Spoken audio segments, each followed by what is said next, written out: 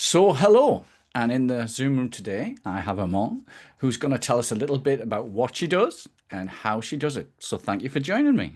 My pleasure, Mark. So, tell us a little bit about yourself.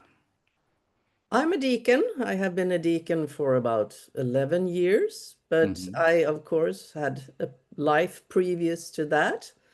And I was married, and my husband became paraplegic with over 3 days. Dear. And I hit the famous wall, of Hmm. course, because I was trying to take care of everything.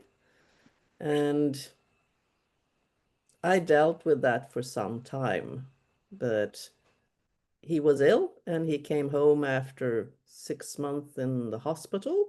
Hmm. He came right at Christmas, and with him came help 24/7, which is very different. So my home became somebody else's working place.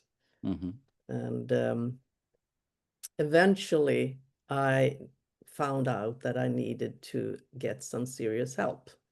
So first, I went to a bit of therapy, and in 2016, I was on my way to a second burnout, this time from work.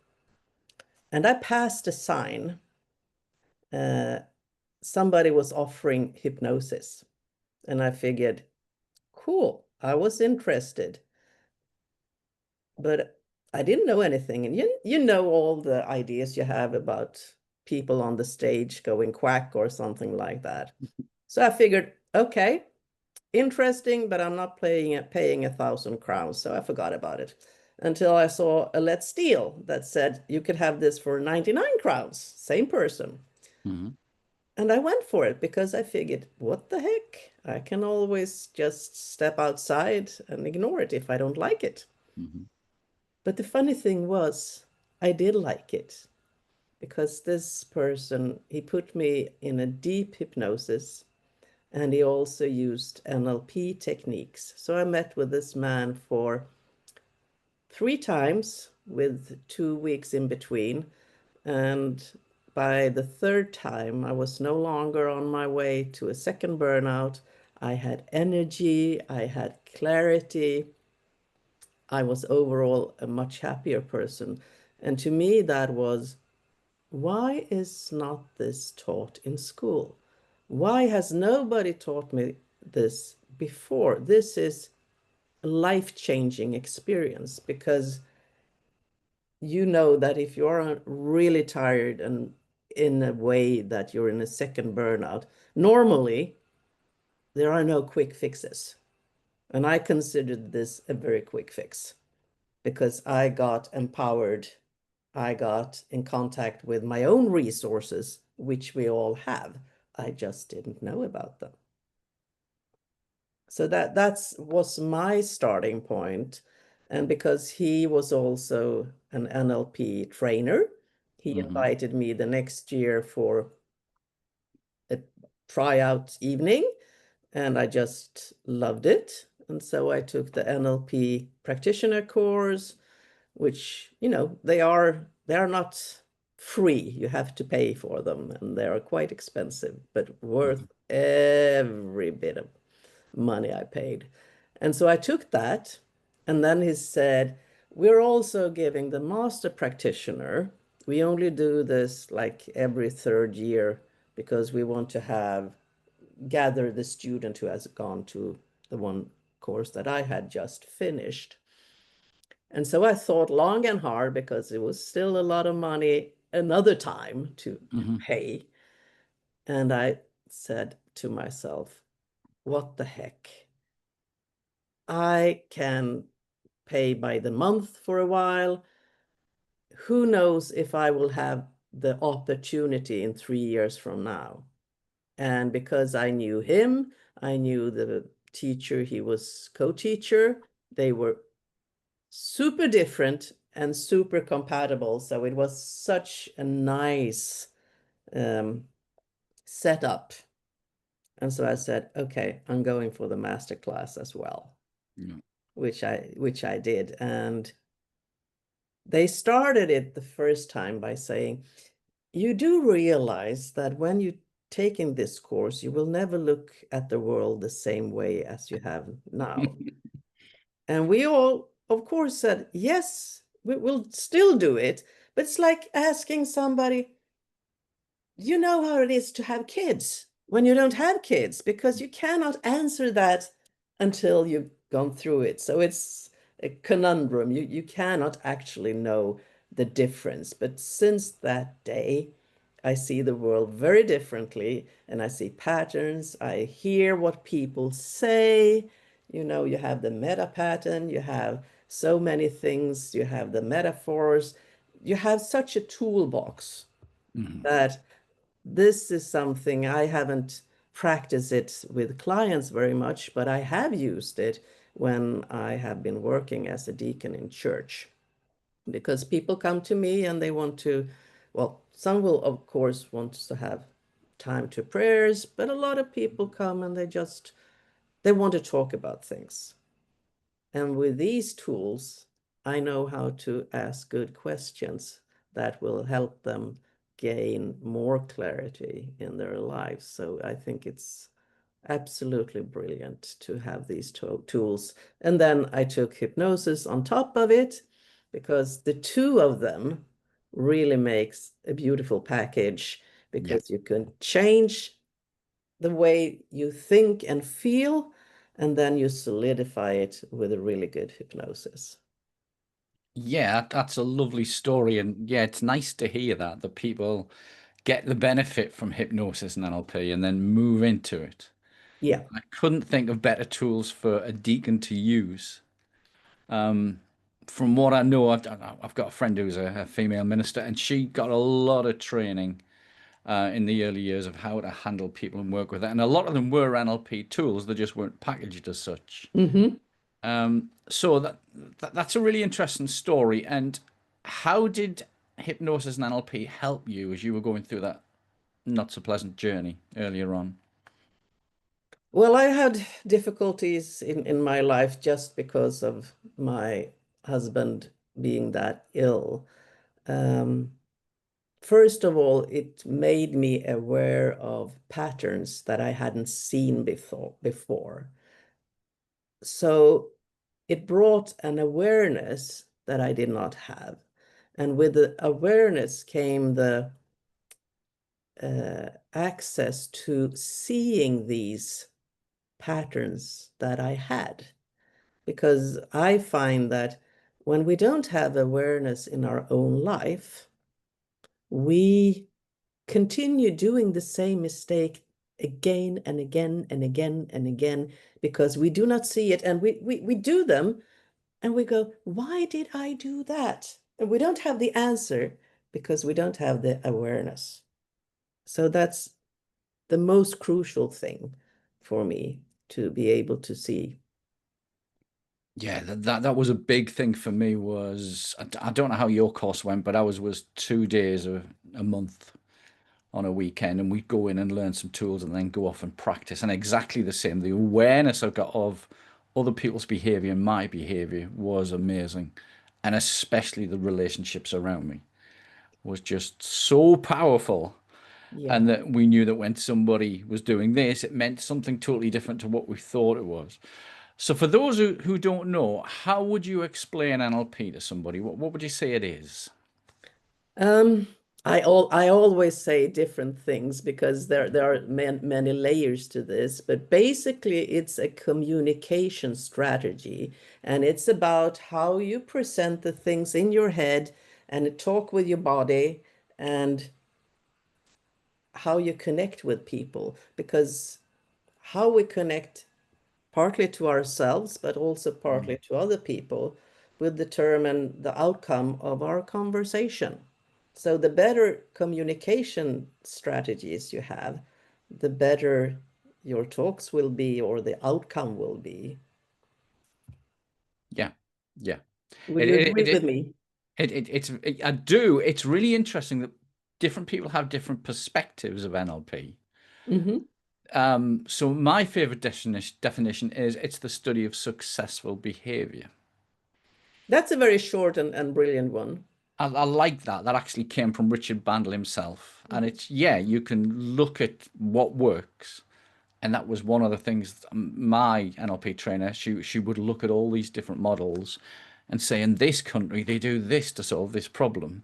And in that country, they do that. And it's like when we start to look for what works rather than what doesn't, it Hmm. then gives people options of, do I choose to do this or do I do this? Options is good. If you have no options, it's lousy. If you just have two options, it's still lousy because there is a Mm. dichotomy between them. But if you have three options, you really have options. Yeah. Yeah, and I'd imagine you've got a very similar role to what I do, is people come to you who are stuck and we give them options. Yes. And we give them, I find, not only options, we give a different perspective. Hmm. I think it was Einstein who said that you cannot use the same thinking for solution that got you into the problem. You need to shift perspective. As long as you're using the same way at looking at something, you're going to get the same result. Yes. Yeah, definitely, definitely. So what would you say were your favorite or the main parts of NLP that have helped you with your work as a deacon? Are there any particular processes or models? There are such a variety, but I find what we call that in the NLP that I took, the power zone. I don't know if you are familiar with that. I've not heard of that one, but I think you might be thinking of the column of excellence. Is that? I'm not sure.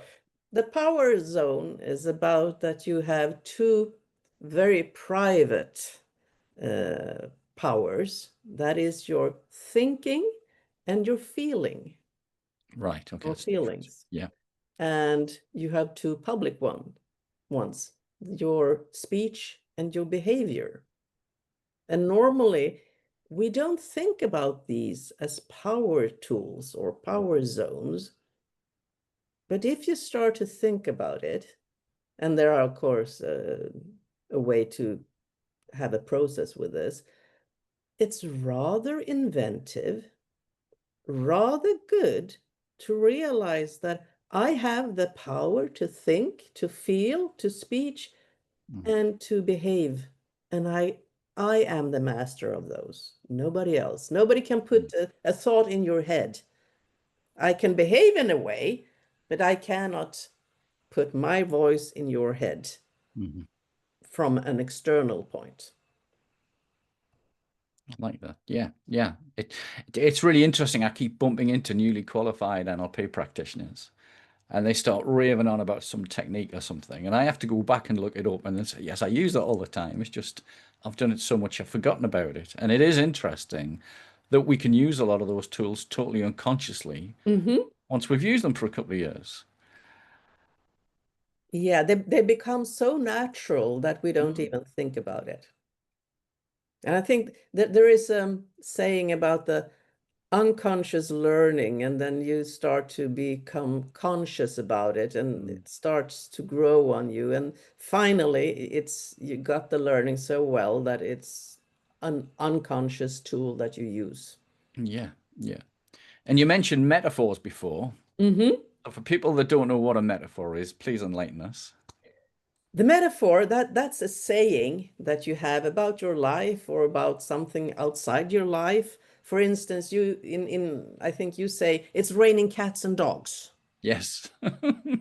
And in Swedish, that would be it's raining fishing rods and they are standing on the ground, which will make no sense to you. And for a Swede, we will say raining cats and dogs. No, not really, because, Mm. but it says something about the weather. Yeah. So it's a description of something. Uh, and when you have that, you can also change it because very often we will have a metaphor about our own lives, Hmm. not thinking that this is a story that I identify with and it provides a blueprint that I will work with as a habit all the time because I'm not conscious about it. Hmm. It's like saying, I am asthmatic. Hmm. It took me 10 years because I had a severe episode and I got on medication. But I would never say I'm asthmatic. I would say I have a little bit of problem with breathing sometimes. Hmm. That was way before I learned NLP because I am not my illness. I Exactly. can have problems with sometimes health problems. That does not mean it's my identity. Mm.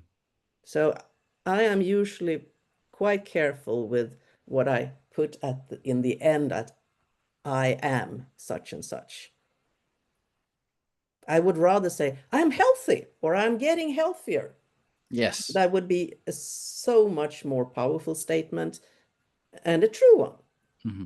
I have a colleague and she always starts her meetings with, I'm so tired. Now I've stopped telling her because she's not going to get any less tired by telling Mm. herself she's so tired all the time. So, but I figured, okay, that's her problem. I'm not going to make it a my problem. It is rather scary how powerful language is, and people don't take it seriously enough. A great example I tell is I used to own a business, and we had two lads who were always a bit down on a Monday morning because they'd partied all weekend. And if I went in and said, "How are you doing?" They go, "Ah." But if I went in with a bit of energy and said, "Did you have a great weekend then, lads?" "Oh, yeah." And the energy would change. And this is something you have to learn. And especially my mother, at the end of coming to life, the one question you didn't ask her was, "How are you?" Because she'd always find something negative. So Yeah, it's picking the right questions and picking the right language. And it is so amazing. And definitely with clients, we find if they've got that victim identity, yes, they'll do that. You know, I am anxious. I've got these problems. But I used to have a partner years ago, and she always thought she was a victim. It was just quite a painful thing to be around at times. And it's just using that language to change that. But it's amazing how sneaky language can do that. it is. And it's funny because today, especially if you're not a church-going person, Hmm. because in church and in gospels, God created earth by saying things. Mm. I am the word of God. I am. So that's so powerful. But because a lot of people are out of church, and I have no problems with that, but your word is your wand. And how you use it can change your life from dark to light. Mm.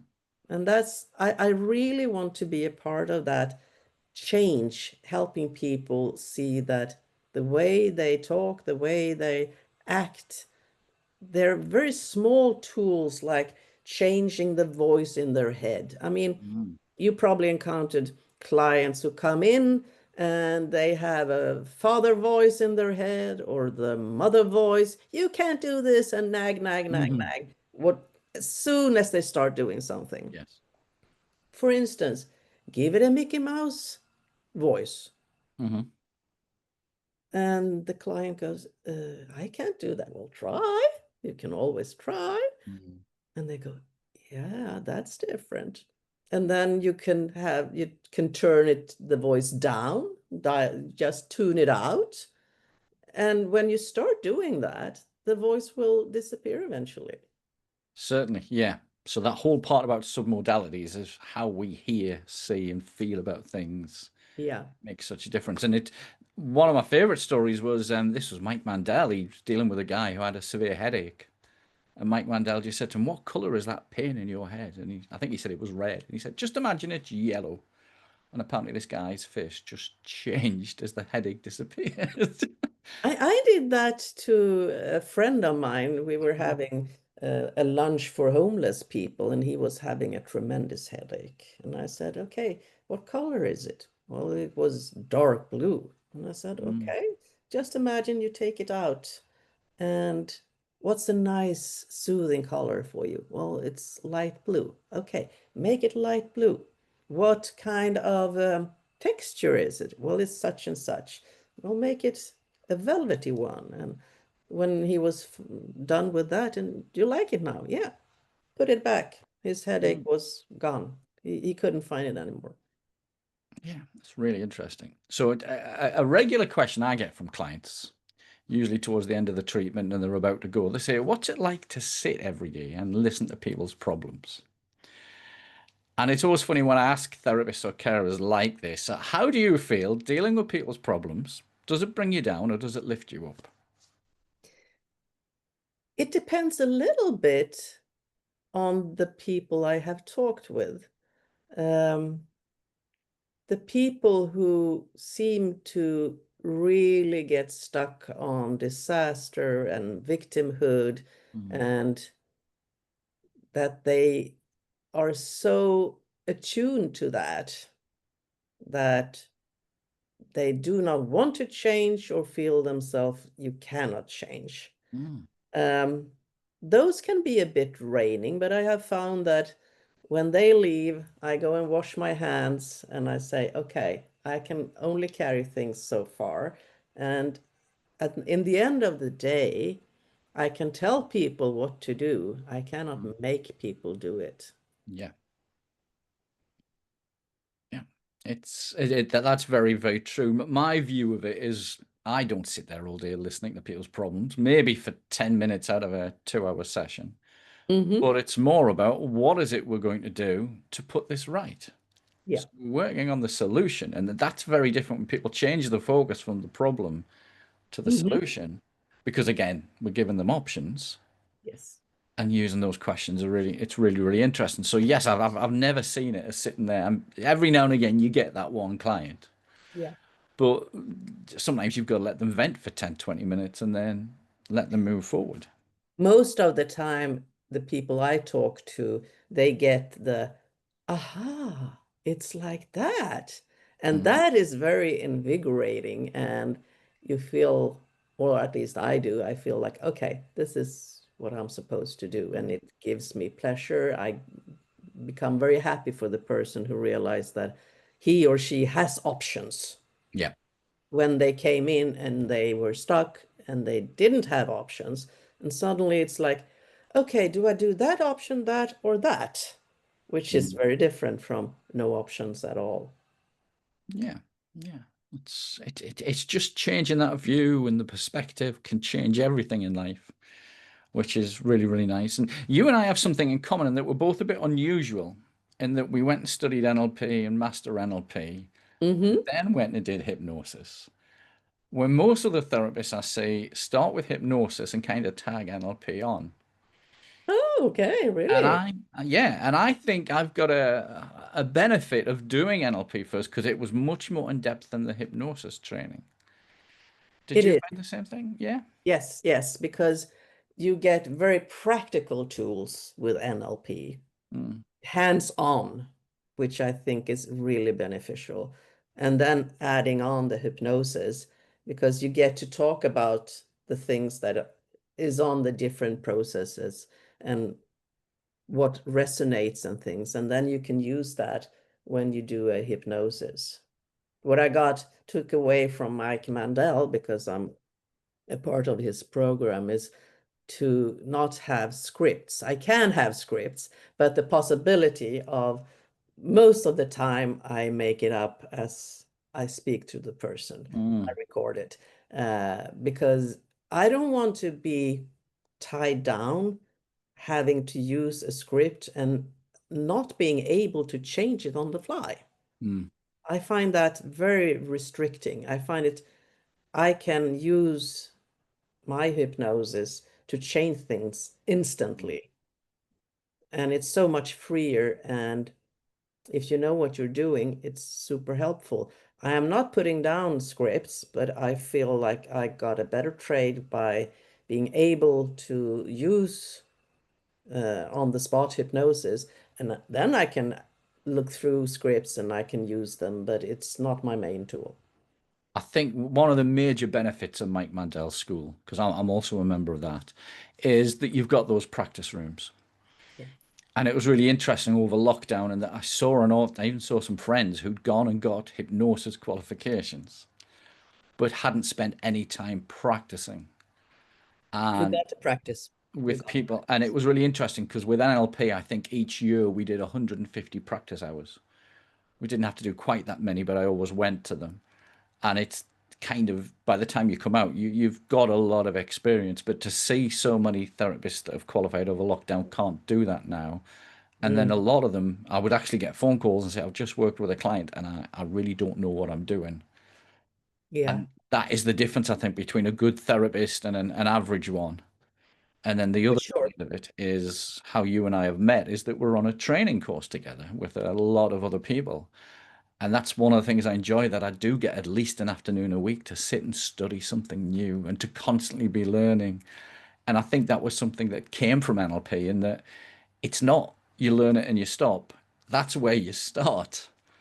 I so agree with you because if you're going to be a good therapist or a good coach or whatever, Mm, if you stop learning, you instantly become a bad one because the thing with change work, as we all do who are mm, in this, is you got to be constantly learning and adapting and finding new things, or you're not doing your job very well because there is always something new to learn. And if nothing else, to enhance your own abilities. mm, And when you do that, you automatically become a better person, coach, whatever, mm. hypnotist when you enhance. So I don't plan to stop learning until I die. Same here. I drive my team mad because my favorite word is that's interesting. Everything is interesting. And again, this brings us back to one of the rules of NLP. There's no such thing as failure, only feedback. Feedback. Yeah. So that means the more that we get it wrong, the more that we're learning. I love that because I don't know how it's in the UK, but Swedes are generally, we hate making mistakes. We want to be perfect from day one. And Mhm. it's such a load of not so good things. Um, I find that feedback takes away the guilt and the shame of not knowing Mm, and opens the door to what else is possible now that I got this feedback, and don't feel the guilt or the shame because that will stop you from getting to learn more. yeah. So feedback is actually really good. Somebody said they didn't like the feedback. Uh, Mm, but I think it's excellent because this really you can or you cannot do. And if you can do, can you do it differently? And if you yeah. couldn't do, Mm. you do it so that you can do. It opens up instead of closing. So, with you working as a deacon, you must have learnt so much about people after your NLP training, with the problems and challenges that come to you, because we're always sort of moving towards that solution. Yeah. Um, One of the things that has been really helpful is the submodalities, the VAK, the visual, auditory, and kinesthetic, because knowing that we all have one preferred method of taking in new information, then talking to somebody, you realize very quickly when they say, "Well, I've heard that, and I heard you say," and okay, this is a person Mm, who goes for the auditory, and if it's a visual, you change and you talk about the view and how they look at things, and mm. that is just one small part, but very very easy accessible. And very powerful as well. Hmm. Very, very powerful. I think one of the things that really amazed me was every weekend when I did an NLP module, is then the awareness I would get. And I remember there was one day actually, I went into the health food store we owned at the time, and we just learned rapport skills. And I was trying not to laugh because one of the guys who worked with me had worked with me in a previous business. And I sat down and had a conversation with him. And if I just sat back and put my hands like this, within 30 seconds, he did exactly the same. And then I'm going out and looking at the world of what couples who are going out and doing in meals, one takes a bite and the other does within 30 seconds and shifts the posture. And it's, Well, now we're talking about rapport because you and I would speak the same language. But for somebody who's not into this, what's mm. rapport? So rapport is the natural communication between two people. It's probably the best way I can put it, is that people who are really into each other do the same things, they talk at the same rate, they use the same language, the same tonality. And people, when they're out of rapport, using totally different systems altogether. And the lovely thing about NLP is that if you've got a client, this is especially with clients, we've got to get into rapport before we can make any changes. Without rapport, we can't do anything. Yeah, but it's such a natural process. It's just once you become aware of it, it is so powerful. But it was so funny trying not to laugh at this poor guy. Because I even at one point sat there and pulled my leg right up, and he started to do the same, and I could see the pain on his face. But it also works on almost like a spooky level, and that one of my classmates went into this restaurant and there was this poor woman sitting at a table with her back to him reading a book. And he sat down and just modeled her for 10 minutes solid. Every time she turned a page, he turned a page. Every time she had a drink, he took a drink. And all of a sudden, she got up and turned around, totally in trance, and walked up to him and suddenly came out of trance and said, "I'm really sorry. I don't know why I came over here." And that scared the hell out of him. And the look on his face when he told this story was so funny. But it's such a powerful part of communication. It is. It is. And again, this should be taught in schools. Hmm. I'm thinking of the people who come up to your door, and you will know this, but they usually use a yes set to get to their sales. So they will ask, Mark, how are you doing? And you will say, fine. Have you had a good day? Yes, I had a wonderful day. Mm. And are your car parked over there? And you would say, yes, my car is parked over there. And now, would you like to see what the product I want to sell to you? And you go, yes, because you said yes 3 times in advance, because that's when the brain kicks in and says, okay, we're doing this. Yeah. So for people who are not aware, we naturally, whenever we ask a yes question, we nod our heads, Yeah. which encourages the other person to do it. And one of my Mm. favorite ways of using this is when I've got people who are terrified of doing a public speech and they're going to stand up and talk. And I teach them this system of chaos where they stand up and who's heard me talk before? Who hasn't heard me talk before? Who's not going to put the hand up no matter what I ask? And get the whole room to nod and start to get that communication going. And then once you've got that done, then you ask the crowd a question. And before you know it, everybody in the room's talking and you're doing the least amount of work. Mm. And not long after I qualified, for 2 years, I ran a series of workshops. And it was so interesting that I did about 10 minutes prep. And then they would start and just talk amongst themselves. And they'd come up and say, "That's the best presentation I've ever seen." And That's I was brilliant. doing That's very little, but I learned so much from doing that. I kind of put myself into an uncomfortable situation.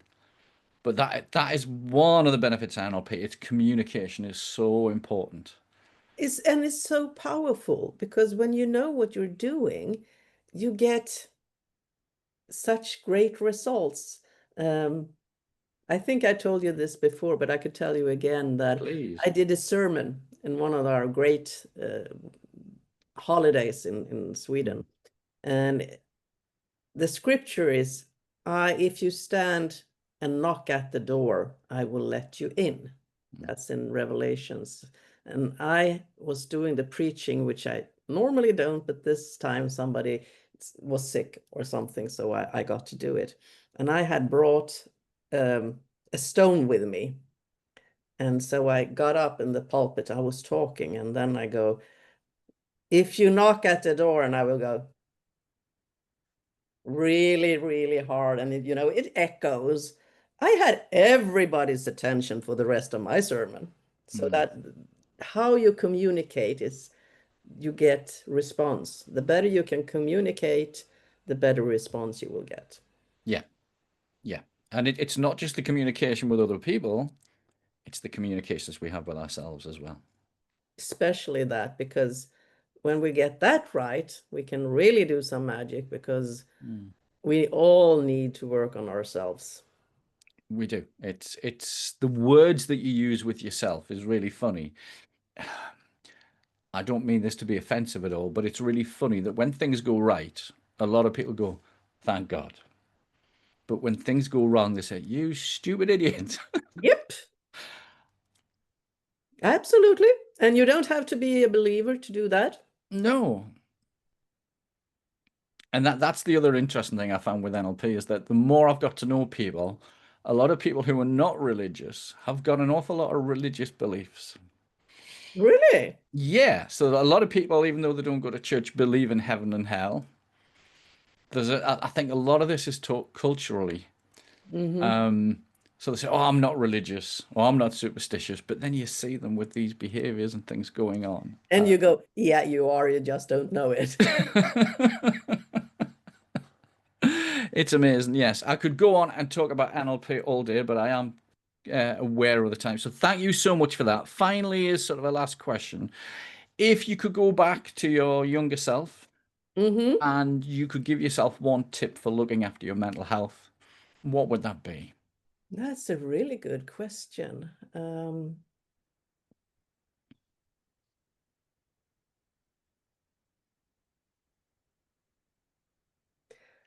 I think I would say you got more resources than you know.